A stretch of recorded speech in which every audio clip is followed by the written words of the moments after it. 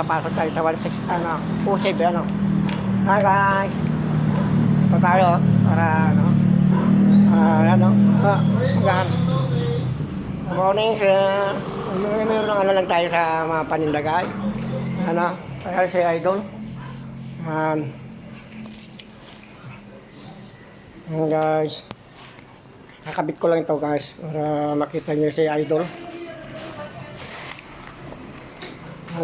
Para makita niyo yung lakad ni Idol. Guys. Ito naman ako na maksihan sa Osip. Para bumili na kayo ng mga paninda nila dito. Guys. Maghahanap tayo ng mga bibilihin. Tulad sa mga kape. Kasi sa kahirapan ng buhay, kunting tipid. Yan. Yan si Idol. Ayan guys.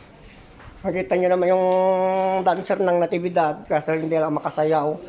Kasi masakit ang aking mga kamay. Yan guys. Lahat ng mga detalye dito. Makikita nyo yung mga bibilihin namin. Magkape, gatas. Yan guys.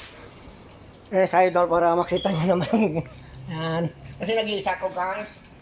Yan nag-iisa kaya mahirap si Idol na maka-acting.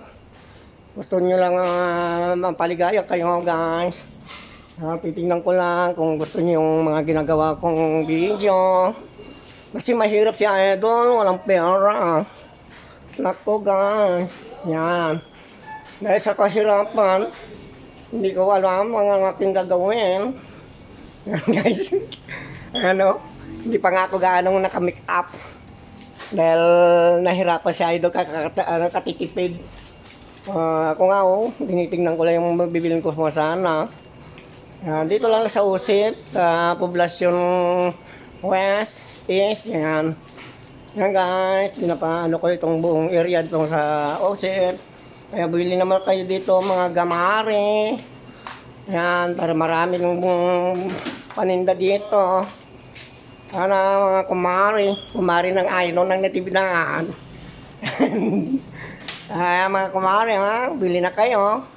Si Idol di makasayaw dahil masyadong malambot ang katawan pa. Mahinan. Kaya ako naglalakad ako dito sa Usip. Yan guys, para makita nyo yung kasor. Yan. Dito lang kayo sa Usip. Poblasyon tayo, sir? Poblasyon. Dito lang sa tapat ni Pare Jojo yun ng vulcanizing. Para makabili kayo ng mga paninda dito. Naglalakad siya ito kasi wala akong pambili. Guys, maraming salamat guys sa mga papasok dito sa Usip. Yan, maraming salamat. Thank you. I love you.